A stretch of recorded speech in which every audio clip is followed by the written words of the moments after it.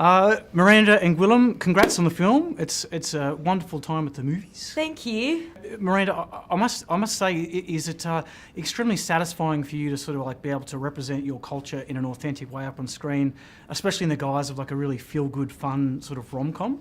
It feels incredibly empowering. The kind of comedy I love punches up. I feel like all art that punches up is powerful.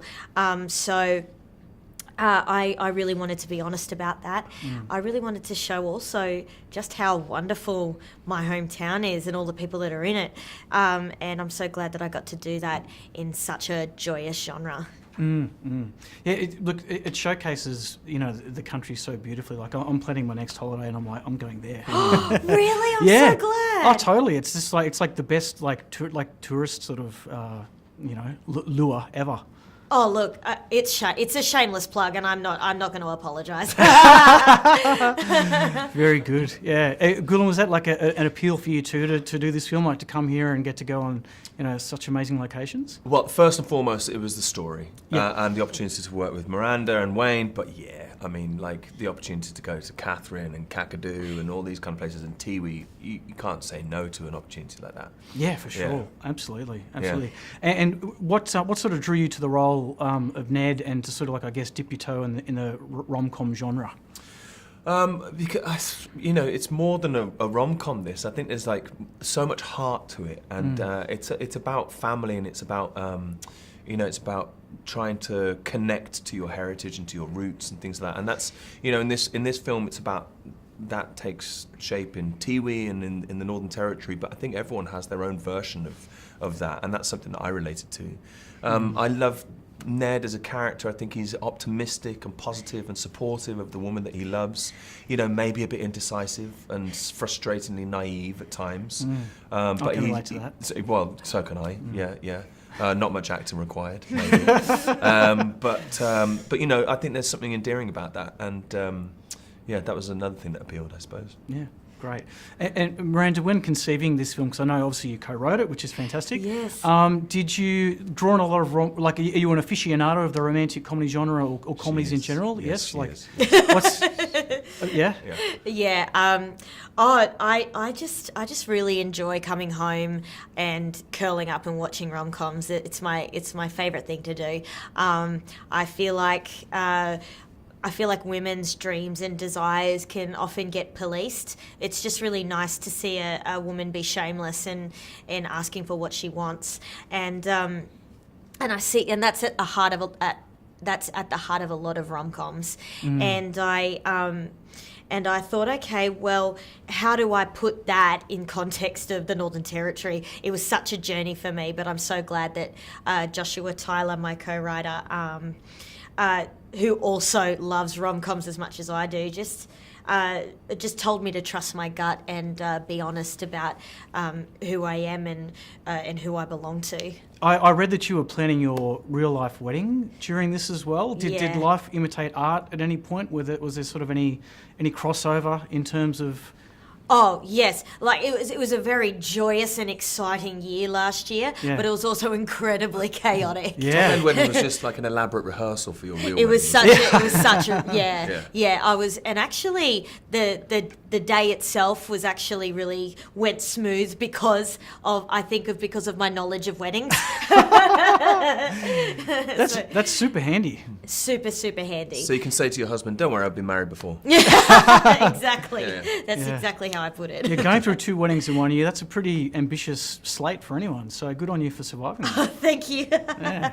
Now, it seems to be a staple of weddings as well, like the long, uncomfortable wedding speeches, which your film mercifully skipped over. Yeah. Have either of you had to endure any horror wedding speeches in your time? Well, at my wedding, I thought that most of my friends and family were going to just say awkward things I didn't want everyone else to know about me. And I was like, "Oh, what beans are you going to spill? Don't say too much. Don't say too much." Yeah. But all of them absolutely spoke from the heart, and I think that's because the wedding I'd had was on my own volition. Just as in Top End Wedding, it's both Lauren and Ned's choice to get married.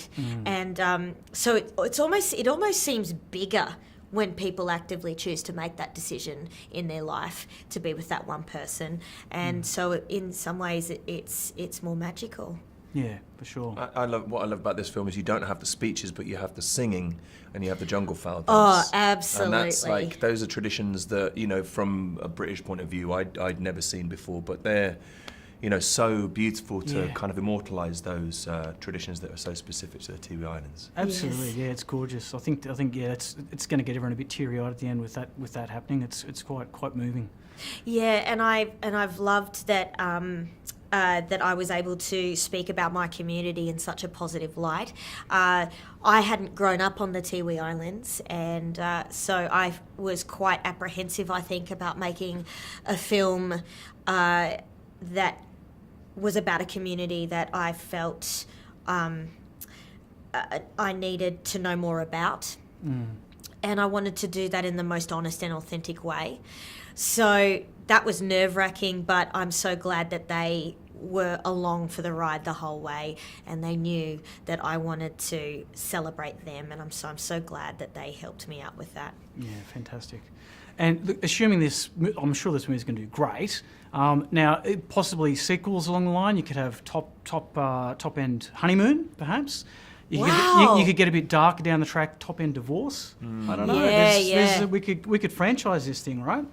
We met some Territorians. Yes, didn't we did. We were at Litchfield Park. I took Gwilym and the crew to Litchfield Park, and we met this guy who isn't, I have to say, he's not reflective of all Territorians, but quite a large percentage of people are like him. Right. He just came up and just started having a conversation with us and asked what we were doing up there. And Gwilym told him we were making a film called Top End Wedding, and he said, "Oh, I know the sequel, Top End Divorce. You can come home to my place for some tips." Gwilym and I were just looking at each other, thinking to ourselves, and he like, was saying this with his wife stood next to him. Yeah. Like, Oh, this is no. a bit awkward, isn't it? I know. Yeah. And and so it was a comedy within itself. But it'll be interesting to see where this film goes and what kind of life it has. It's out of my hands now. I